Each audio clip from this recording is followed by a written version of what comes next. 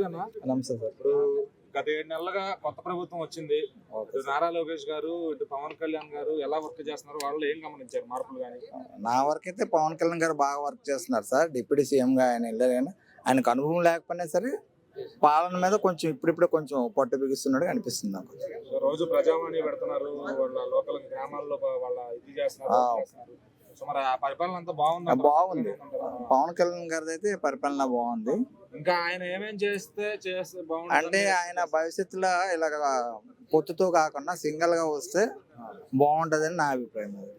మరి ఇప్పుడు నారా లోకేష్ గారు కూడా ఇప్పుడు ఆయన ఏమైనా చేయాలనుకుంటే మేజర్ గా ఏమైనా ఆయన గట్టిగా ఏమైనా నిర్ణయాలు తీసుకోవాలంటే వేరే వాళ్ళ మీద ఆధారపడాల్సి ఉంటుంది కాబట్టి ఆయన ఓన్ గా ఏం చేయడానికి ఏం లేదు కాబట్టి ఆయన మెజారిటీ సీట్లతో వచ్చి గెలిచింటే బాగుండేదేమో అనిపిస్తుంది నాకైతే. ఇప్పుడు దాకా మామూలు చంద్రబాబు గారి పరిపాలన మీరు 4 సార్లు చూసారు. అయితే నెక్స్ట్ లోకేష్ గారు, పవన్ కళ్యాణ్ గారు ఇప్పుడు ఇద్దరు కూడా విడివిడిగా వెళ్ళారు అనుకుంటారు. సపోజ్ ముందుగా సీఎం అయ్యే అవకాశం ఎవరికి ఎక్కువ ఉందంట? పవన్ కళ్యాణ్ గారికి ఎక్కువ ఉంది.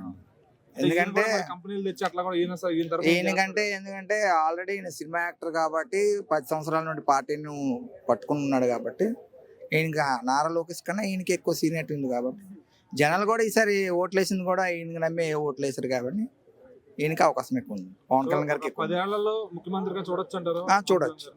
చూడొచ్చు ఖచ్చితంగా.